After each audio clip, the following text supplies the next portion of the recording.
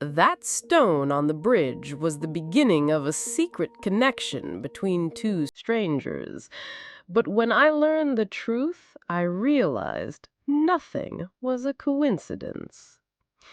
This story is perhaps one of my strangest experiences, because this time I became part of the case myself. It all started last October. While walking across the old city bridge, I had stopped by that old granite stone in the middle of the bridge. The air was cold, the river was silent. That's when I noticed a white piece of paper under the stone. This was the first note. It simply read, "You weren't alone here today." The handwriting was neat, almost artistic. Below it was a small date, October 15th, Wednesday. What was strange, I was there too on October 15th, Wednesday, exactly at 6:30 p.m. I hadn't seen anyone, but I had felt like someone was watching me. My curiosity won. The next Wednesday, at the same time, I went back. This time, there was a new note under the stone. You came. Something inside told me you would. Now this was a routine. Every Wednesday, 6:30 p.m. Sometimes I left notes, sometimes I just took the waiting note. I never saw anyone. It was like we were having a ghostly correspondence. As weeks passed, the notes became more personal. "Had a difficult day at work today. How are you?" I had written one day. The reply, "Me too."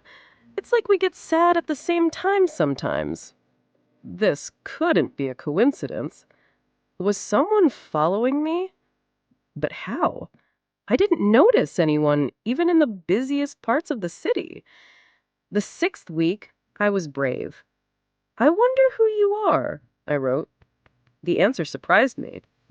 "I wonder about you too. But some things should remain secret, shouldn't they?" The 7th week, I asked, "Why this bridge?" Reply, "This bridge is special. 20 years ago, something life-changing happened to me here." The 8th week, I wrote, "I'm a detective. I deal with unsolved cases." Reply, "I know." "This," answer made my blood run cold. "I know."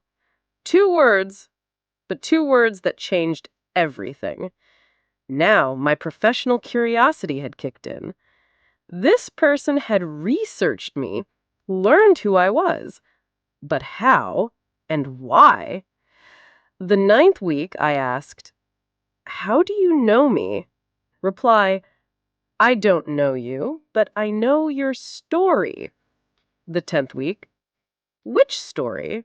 Reply, "Do you remember the Melissa Tran case?" My breath caught.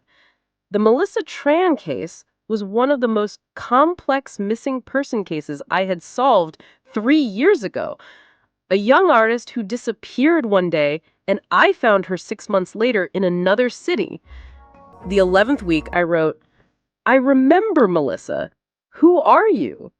Reply, "I'm her brother, David." David Tran, Melissa's brother. I remembered now. He was a quiet, introverted young man. When I found Melissa, he was so grateful he couldn't find words. But then he disappeared. He didn't even thank me. The 12th week, I asked, "Why are you communicating with me this way?" Reply, "I couldn't thank you 3 years ago. When you saved Melissa, I was so scared I couldn't speak. But I thought about it every day. This bridge," the note continued, "was Melissa's favorite place. The last evening before she disappeared, we sat here. She told me, 'Don't worry.' But that night she vanished." Now everything made sense. David was sharing his guilt about his sister with me. But why had he chosen such a complicated way?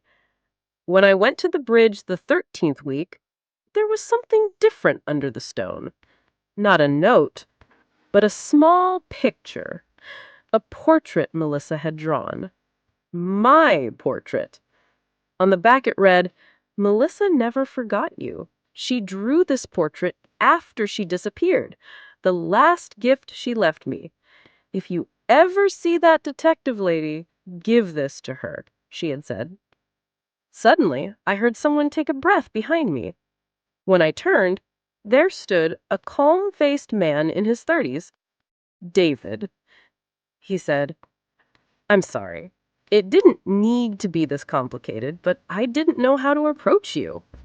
You saved Melissa, but I couldn't protect her." We talked. We talked for a long time about Melissa's story, David's guilt, that last evening on the bridge. Finally, I understood. Sometimes people choose the most indirect ways to say thank you, because sometimes words aren't enough. Sometimes you need a bridge, secret notes, and 13 weeks of patience. David looked peaceful now. Melissa's portrait was in my hands, and on the bridge, two strangers were no longer strangers. This incident taught me this. Behind every mysterious situation, sometimes the purest emotions lie. Gratitude, guilt, love, they all show themselves in their own unique ways. The bridge is still there. Sometimes I pass by. Look at that stone. There are no more notes, but Melissa's portrait hangs on my wall. And David and I have coffee sometimes.